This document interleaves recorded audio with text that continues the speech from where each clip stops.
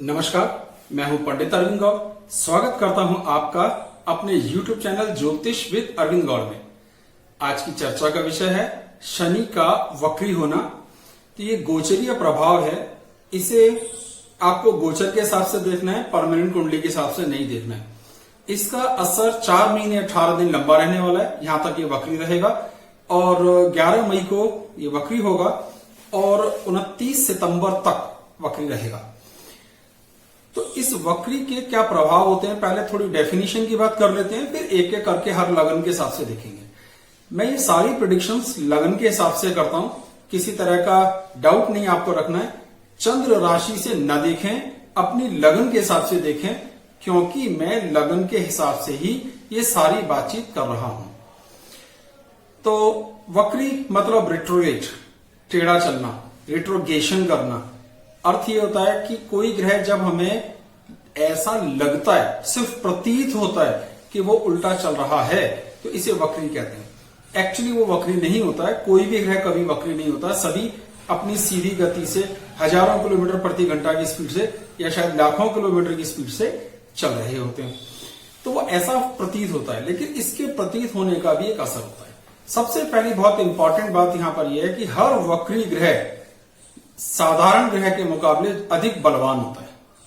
एक बात हो गई कंफर्म।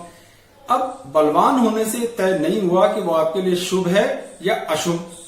अगर आपके लिए वो ग्रह शुभ है तो उसकी शुभता बढ़ गई, अशुभ है तो उसकी अशुभता बढ़ गई। बस इतनी सी लाइन याद रखनी है। अच्छा है तो और अच्छा फल देगा, बुरा है तो और बुरा फल देगा। एक अलग से शनि के वक्री होने का थोड़ा एक स्वभाव पर, हमारे व्यक्तित्व पर एक असर आता है जो कॉमन है, सब पर आएगा। वो ये है कि थोड़ा सा शंकालु बनाता है, भय देता है, सेल्फ सेंटर्डनेस, हमारी आत्म केंद्रीयता बढ़ जाती है, हम थोड़े से स्वार्थी हो जाते हैं, जाने अनजाने शक जो करने की प्रवृत्ति है, डाउट्स करने की जो प्रवृत्ति है वो बढ़ जाती है, अकेलापन महसूस होता है और खराब हालत हो तो इतना अकेलापन भी महसूस हो सकता है कि हम अपने आप को सारी दुनिया से काट लें। कुल मिलाकर भाषा का प्रभाव, सोच समझ का प्रभाव पर इसका थोड़ा नेगेटिव असर देखने में आ सकता है। ऐसी परिस्थितियों में चाह के भी आदमी अपने आप को तटस्थ नहीं रख पाता, तो थोड़ा बहुत उसका कुछ हद तक व्यक्तित्व पे जो प्रभाव आता है वो नेगेटिविटी वाला आता है। इसको समझना भी बहुत जरूरी है। इसका अर्थ ये नहीं है कि वो खराब असर कर रहा है, सोच समझ, हमारे व्यक्तित्व पर ही प्रभाव आता है। 4 महीने 18 दिन लंबा समय, बहुत लंबा समय रहता है। अब बात करते हैं एक एक करके हर एक लगन पर। हर लगन के लिए उसका प्रभाव अलग होता है, क्योंकि वो कहां बैठा है, किन ग्रहों को देख रहा है, हाउसेस को, और उसका असर क्या कुल मिलाकर पड़ेगा। ये तरीका है बात को देखने का। तो मैं एक एक करके हर एक लगन को ले लेता हूं, जिससे ये विषय आपको और क्लियर हो। वक्री के संबंध में अगर आप और डिटेल में समझना चाहें तो मैं एक वीडियो पहले ही बना के अपलोड कर चुका हूं, डिस्क्रिप्शन में उसका लिंक दे दूंगा, आप चाहें तो उसे अवश्य देखें। मेष लगन की बात करते हैं। मेष लगन के लिए शनि एक सुंदर राजयोग बना रहे हैं, जिसका नाम है शशक महायोग। अच्छा है, बहुत सुंदर बात है। एकादश भाव के स्वामी भी है, तो क्योंकि वो एकादश का स्वामी भी है, इसलिए उसकी शुभता थोड़ी कम हो गई। तो मेष के लिए वो अत्यधिक कारक नहीं है, थोड़े अकारक हैं, थोड़े कम फल देने वाले हैं। इसलिए भी वक्री का असर थोड़ा सा अधिक नेगेटिव इनको देखने में आ सकता है। कोई फिक्र की बात नहीं है। राजयोग है, अच्छी स्थिति में बैठे हैं, शशक महायोग बना रहे हैं, तो दशम भाव स्टेटस को और अधिक प्रगति देंगे, पर खर्चे बढ़ाएंगे, सुखों को थोड़ा सा कम करेंगे, मकान से संबंधित, वाहन से संबंधित आपकी इमेज को थोड़ा सा खराब कर सकते हैं। ये चीजें ध्यान देने की। वैवाहिक जीवन की स्थितियां अच्छी रहेंगी, जीवन स्तर अच्छा रहने वाला है, तो इसमें ग्रोथ होगा। तो थोड़ा फायदा थोड़ा नुकसान, इनकम थोड़ी इंप्रूव हो सकती है, स्टेटस इंप्रूव हो सकता है, सुख थोड़े कम हुए, खर्चे थोड़े ज्यादा बढ़े, पारिवारिक जीवन एट पार पे रहने वाला है, थोड़ा लाभ थोड़ी हानि, दोनों का मिक्स प्रभाव। तो ये कुल मिलाकर जो असर आएगा वो मेष लगन को इस दौरान देखने में आएगा। कुल मिलाकर ठीक ही है, ज्यादा खराब स्थिति यहां पर नहीं है। वृषभ लगन की बात करते हैं। वृषभ लगन की स्थिति है कि वो केंद्र और त्रिकोण दोनों का स्वामी। राजयोग तो बना ही रहे हैं, केंद्र त्रिकोणों के इकट्ठे होने के कारण इसे केंद्र त्रिकोण राजयोग कहते हैं। अतीव शुभ है, अत्यधिक शुभ फल देने वाला है, लाभ होगा, भाग्य बढ़ेगा। भाग्य बढ़ने का भाव होता है कि आपको कम प्रयास करके ही कुछ अधिक फल प्राप्त हो जाए। तो आपका जीवन स्तर, आपका भाग्य, आपका पिता के साथ तालमेल की स्थितियां, ये सभी इंप्रूव होंगी, आमदनी इंप्रूव होगी। पर छोटे भाई बहनों के साथ तालमेल को लेकर थोड़ी दिक्कत देखने में आएगी। अधिक भाग्यवादी होने के कारण जाने अनजाने आप कर्म करने के प्रति उतने उत्साही नहीं होंगे। थोड़ा सा निष्क्रियता देखने में आएगी कि भाई भाग्यवादी हो जाएंगे, ईश्वर तो है ही, मेरा भला करेगा। यकीनन ईश्वर सबका भला करते हैं, पर कर्म करे बिना भाग्य भी साथ नहीं देता। तो थोड़ी सी यहां पर ये जागृति लानी जरूरी है कि कितना भी अच्छी स्थिति क्यों ना हो, आपको अपने एफर्ट्स नहीं छोड़ने। छोटे भाई बहनों से थोड़ा सा तालमेल ठीक करने की जरूरत पड़ेगी। शत्रु पक्ष पर आपका दबाव बना रहेगा तो आपकी जीत होगी। वृषभ के लिए स्थितियां बहुत शुभ हो गई, इसमें कोई विशेष खराबी नहीं। इसके वक्री होने का इन्हें लाभ हुआ, नुकसान लगभग कुछ भी नहीं। मिथुन की बात करते हैं, 8वें घर में बैठे। अब भाग्य के स्वामी होकर 8वें घर में बैठे तो कुछ हद तक भाग्य को भी कमजोर कर दिया। अष्टम भाव में बैठा हो कोई भी ग्रह गोचर के एक फार्मूले के हिसाब से जो चौथे, 8वें, 12वें जाते हैं वो ज्यादा शुभ फल नहीं देते, तो बिल्कुल खराब है। कोई विशेष लाभ वाभ नहीं होगा, नुकसान बढ़ेगा, खर्चे बढ़ेंगे, जमा पूंजी घटेगी। ये आपको अच्छे से समझना है। तो ये उम्र का कंट्रोलर है, आपके स्वास्थ्य का भी कुछ हद तक कंट्रोलर है, आपकी जमा पूंजी का कंट्रोलर है, आपकी यात्राओं का कंट्रोलर है, जेल यात्राओं का कंट्रोलर भी है। मैं ये बिल्कुल नहीं कह रहा हूं कि जेल जाने वालों, मैंने एक बात कही, बंधन, तनाव महसूस होना देखने में आ सकता है, लायबिलिटीज बढ़ सकती है। तो आपके स्टेटस पर इसका नेगेटिव असर पड़ने वाला है, आपकी धन पर, आपकी आय पर इसका नेगेटिव असर पड़ेगा और संतान पर भी इसका नेगेटिव असर पड़ेगा। तो आपकी एजुकेशन प्रभावित होगी, आपके डिसीजन लेने की ताकत प्रभावित होगी, आपकी बोली भाषा प्रभावित होगी, पैर दर्द, कमर दर्द, मांसपेशियों संबंधित तनाव, छोटा मोटा कोई यूरिन इन्फेक्शन जैसी दिक्कतें भी देखने में आ सकती हैं। कुल मिलाकर शनि का यहां बैठना और वक्री होकर बैठना मिथुन लगन वालों के लिए कोई शुभ समाचार यह नहीं है। बहुत भयभीत होने की कभी कोई बात नहीं होती, सिर्फ गोचर है, परमानेंट कुंडली नहीं है, इसलिए ऐसा ना सोचें कि बिल्कुल नुकसान। लेकिन कुल मिलाकर अधिक सावधानी रखेंगे, जागरूक रहेंगे तो नुकसान कम होगा। शनि अपनी तरफ से कोई लाभ नहीं दे रहा है। कर्क लगन की बात करते हैं। कर्क लगन के लिए एक राजयोग का निर्माण कर रहे हैं जिसका नाम है शशक महायोग। 7वें घर से योग बनता है, तो वैवाहिक जिंदगी के हिसाब से, आनंद के हिसाब से, यश के हिसाब से अच्छा है। भाग्य पर पूर्ण दृष्टि पड़ने के कारण थोड़ा सा भाग्य को भी सपोर्ट मिलेगा, पर स्वास्थ्य की स्थितियां थोड़ी खराब होंगी। आपका व्यक्तित्व पर थोड़ा सा नेगेटिव असर देखने में आ सकता है।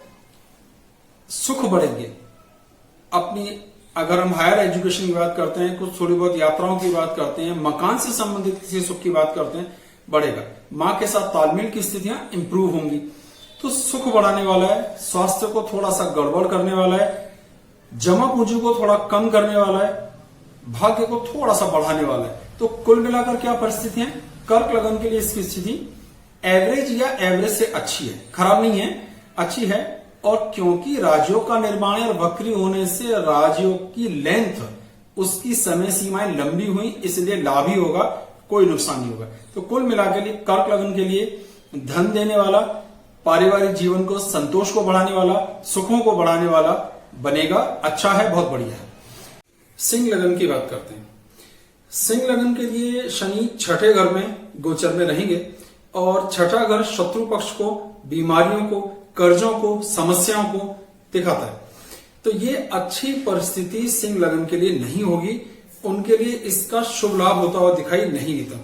वक्री होने के कारण समय लंबा होगा तो ये नुकसान थोड़ा और बढ़ेगा। तो शनि के गोचर में वक्री होने का सिंह लगन को नुकसान है। इनके शत्रु तो बढ़ेंगे पर ये उन्हें जीत सकेंगे, पर समस्या समझिए कि शत्रु हैं, वो बढ़ेंगे, उन्हें जीता जाएगा, तो सारा समय शत्रु से निपटने में ही खर्च हो जाएगा। कुछ सेविंग्स घटेंगी, कुछ स्वास्थ्य को दिक्कतें आएंगी, कुछ पैरों के संबंधित तनाव देखने में आएगा, सर्वाइकल जैसी कोई थोड़ी बहुत प्रॉब्लम देखने में आ सकती है, हॉस्पिटल के चक्कर लग सकते हैं, किसी को पैसा उधार दें वो वापस ना मिले, ये दिक्कत भी देखने में आएगी। अपने एफर्ट्स को थोड़ा इंप्रूव करेंगे तो थोड़े लाभ लिए जा सकते हैं, यानी अपने प्रयासों के सामर्थ्य से, अपनी कोशिशों से तो रिजल्ट निकाल पाएंगे। तो छोटे भाई बहनों के साथ तालमेल की स्थिति बनेगी, शत्रुओं पर दबाव बना सकेंगे, खर्चे बढ़ेंगे, आमदनी को कोई फर्क नहीं पड़ रहा है और सेविंग्स घटेंगी। कुल मिलाकर बहुत अच्छा योग नहीं है। सिंह वालों के लिए इसका नुकसान ही देखने में आएगा, अधिक लाभ नहीं। कन्या लगन की बात करते हैं। कन्या लगन के लिए स्थिति न्यूट्रल जैसी है, बहुत अच्छी भी नहीं, बहुत खराब भी नहीं, क्योंकि वो पांचवें घर में है। पांचवें घर से तो शुभ हुए, पर छठे घर के स्वामी होने के कारण उनकी शुभता घट गई। भाव क्या निकलेगा? संतान को लेकर, पढ़ाई लिखाई को लेकर, ज्ञान को लेकर तो ठीक है, पर एग्जीक्यूटिव डिसीजन, कुछ बड़ा फैसला इस दौरान लिया तो उसमें गलतियां होने की पूरी उम्मीद है। इसका नुकसान देखने में आएगा। लगन से वैसे भी पांचवें घर में शनि शुभ फल नहीं देता है, ये एक अलग से नियम है। इसके ऊपर भी मैं एक वीडियो बना चुका हूं, अगर आप ढूंढेंगे तो आपको मिल जाएगा। आमदनी इंप्रूव होगी, वैवाहिक जिंदगी में तनाव थोड़े बहुत बढ़ते हुए दिखाई देंगे, कुटुंबजनों के साथ तालमेल की स्थितियां थोड़ी सी खराब होंगी। तो यहां थोड़ा प्रयास करना होगा कुटुंबजनों से तालमेल बनाने को। वाइफ के साथ एडजस्टमेंट या पत्नी या वैवाहिक जिंदगी, अगर महिलाएं देख रही हैं तो वैवाहिक जिंदगी में थोड़ा तनाव आएगा ही आएगा। तो पढ़ाई डिस्टर्ब हो रही है, संतान के साथ तालमेल की कुछ दिक्कतें हो सकती हैं, आपके फैसले आपकी गलतियों को प्रभावित करेंगे, जिससे आपकी गलतियां बढ़ेंगी, आपकी आमदनी इससे प्रभावित हो सकती है, कुटुंब के साथ तालमेल खराब हो सकता है। तो कुल मिलाकर ये सब चीजें ये हैं कि थोड़ा अच्छा थोड़ा खराब, तो थोड़ा न्यूट्रल जैसा असर है। बहुत ज्यादा भयभीत होने की जरूरत तो नहीं है, लेकिन सावधानी अपेक्षित है। जल्दबाजी में कोई भी फैसला आपको भारी पड़ सकता है। तुला लगन की बात करते हैं। दो तरीके से राजयोग बना रहे, केंद्र और त्रिकोण से भी और शशक महायोग भी। बहुत शुभ है, बहुत अच्छी स्थिति है। अपना मकान, अपना वाहन, अपनी उच्च शिक्षा, अपने माता जी के साथ तालमेल, आपकी पब्लिक इमेज, अड़ोस पड़ोस में आपके व्यक्तित्व, लोग आपकी तारीफ कैसे करते हैं, इसको भी देखने का योग बहुत अच्छा है। संतान के साथ सुखों की प्राप्ति का योग बहुत अच्छा है। अपनी सेहत, अपना व्यक्तित्व, अपनी पर्सनैलिटी को इंप्रूव करने का योग अच्छा है। जीवन स्तर इंप्रूव होने का योग अच्छा है। शत्रुओं पर दबाव बनेगा, बीमारियां कम होंगी, कर्जे घटेंगे। हर चीज यहां पर बहुत अच्छी है। ऐसा नहीं लगता कि इस गोचर का कोई भी नेगेटिव असर इनको देखने में आएगा। तो तुला के लिए स्थितियां बहुत अच्छी हैं, बहुत शुभ है। वृश्चिक की बात करते हैं। अब वृश्चिक के लिए स्थिति यह है कि ये बहुत शुभ स्थितियों में नहीं है। तीसरे घर में स्वग्रही होने के कारण अपने भाई बहनों के साथ तालमेल की स्थिति को तो अच्छा करेगा, आपको प्रयास करने के लिए प्रेरित करेगा, आपको जुझारू बनाएगा। लेकिन संतान को कुछ तनाव देखने में आएगा, भाग्य को कुछ तनाव देखने में आएगा, पिता से तालमेल की स्थितियां कुछ खराब होती दिखेंगी, खर्चे बहुत ज्यादा होते दिखेंगे, व्यर्थ की यात्राएं होती हुई दिखाई देंगी। घुमा फिरा कर क्या हुआ कि उतना लाभ नहीं हुआ जितना नुकसान हो रहा है। तो ये स्थिति वृश्चिक वालों के लिए नुकसान की गिनी जाएगी, उन्हें कुछ नुकसान होता दिखेगा। सिर्फ भाइयों से एडजस्टमेंट या कर्म करने की सामर्थ्य से थोड़ा बहुत बचाव हो रहा है, तो थोड़ी सावधानी की आवश्यकता पड़ेगी। अगर धनु की बात करते हैं तो धनु के लिए अच्छी स्थिति है। जो भी ग्रह तीसरे घर का भी कंट्रोलर हो, दूसरे का भी हो, तो वो उस लगन के लिए अकारक हो जाता है, यानी शुभ फल देने वाला नहीं रहता। लेकिन क्योंकि वो धन भाव में, कुटुंब के घर में, बोली भाषा के घर में स्वग्रही है और वक्री हुआ, तो इसकी कुछ कड़वाहट बढ़ी। जैसे भाषा की कड़वाहट बढ़ेगी, आपका रूखापन बढ़ेगा, थोड़ी सी भाषा की उद्दंडता बढ़ जाएगी। इसका नुकसान देखने में आएगा। सुखों की स्थितियां थोड़ी सी कम होंगी, मां से थोड़े से विचार कम मिल सकते हैं, आपकी जमा पूंजी थोड़ी घटेगी, आपकी यात्राएं ज्यादा होंगी, कमर दर्द, मांसपेशियों की शिकायतें, पैरों में दर्द की शिकायतें बढ़ सकती हैं। इनकम इंप्रूव होगी, इसमें कोई शक नहीं। आमदनी को बढ़ने के बहुत से अवसर यहां प्राप्त होंगे। तो क्योंकि कुछ अच्छा ज्यादा है, नुकसान कम है, तो कुल मिलाकर आप इसे अच्छा ही मान के चलें। तो धनु लगन के लिए खराब कम, अच्छा बहुत ज्यादा, तो ठीक है, इट्स ओके। मकर लगन की बात करते हैं। मकर लगन की स्थिति बहुत शुभ। लगन में शनि का राजयोग बन रहा है, शशक महायोग, और उसकी दो केंद्रों पर पूर्ण दृष्टि है, 7वें पर और 10वें पर। तो भाई बहनों के साथ तालमेल की स्थितियों को इंप्रूव करेगा।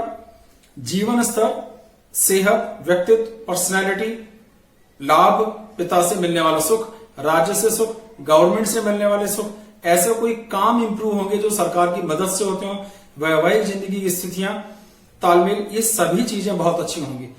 जो विवाह योग्य हैं उनके विवाह होने की जबरदस्त संभावना भी इस दौरान देखने में आएगी।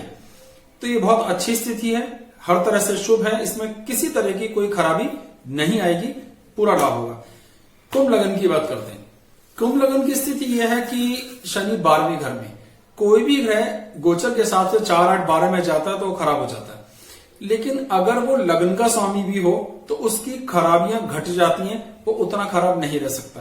यानी खराब तो है पर बहुत ज्यादा खराब असर नहीं करेगा। तो थोड़ा खराब क्या करेगा, खर्चे ज्यादा होंगे, आमदनी उस लिहाज से कम होगी, भाग्य को पूरा सपोर्ट प्राप्त होगा, यानी भाग्य आपका सहयोग करेगा, पर खर्चे भी ज्यादा होंगे, यात्राएं ज्यादा होंगी, कुछ डॉक्टर पे चक्कर लगेंगे, कुछ इलाज होंगे, बोली भाषा पे भी नेगेटिव इंपैक्ट देखने में आएगा, शत्रु भी बढ़ेंगे, कर्जा भी थोड़ा बहुत बढ़ेगा। तो नुकसान अधिक हो रहा है, ले देकर एक फायदा हो रहा है कि भाग्य आपका साथ नहीं छोड़ेगा, यानी स्थितियों को संभाल लेगा। तो कुंभ लगन के लिए इसे थोड़ा खराब मान के चलिए, बहुत अच्छा नहीं है, बुरा भी नहीं, पर थोड़ा खराब तो है ही। खर्चों को देखें, कुछ निचोड़ जो है ईश्वर के प्रति लगाव के हिसाब से देखें, भक्ति के हिसाब से देखें, तो ये खराब स्थिति बन के आती है। अब बात करते हैं मीन लगन की, हमारी आखिरी लगन है। मीन लगन के लिए स्थितियां अच्छी हैं, 11वें घर में स्वग्रही हैं, वैसे यहां पर ये अकारक है, बड़े कमाल की बात देखिए, अकारक है, लेकिन फिर भी 11वें घर में बैठा हुआ कोई भी ग्रह कभी अशुभ फल नहीं देता, ये एक नियम है, एक सूत्र है। लगन पर दृष्टि के कारण लगन को थोड़ा प्रभावित करेंगे नेगेटिव साइड से, क्योंकि स्वास्थ्य को, सेहत, मतलब जो सेहत है, स्वास्थ्य है, रंग रूप, हमारा व्यक्तित्व, हमारी पर्सनैलिटी, हमारी इमेज थोड़ी नेगेटिव साइड में प्रभावित होगी। इनकम बहुत ज्यादा बढ़ सकती है, खर्चे ज्यादा होंगे, भागदौड़ बहुत ज्यादा होगी, जमा पूंजी को भी थोड़ी बहुत दिक्कतें देखने में आ सकती हैं। उम्र लंबी होगी, ऐसी कोई बड़ी बीमारी होने का सवाल ही नहीं पैदा होता, इससे जान को खतरा हो जाए। संतान पक्ष के साथ तालमेल अच्छा रहेगा, पढ़ाई लिखाई के योग अच्छे बनेंगे, किसी भी नई चीज को कुछ सीखने का भी यहाँ पे योग बनता हो दिख सकता है।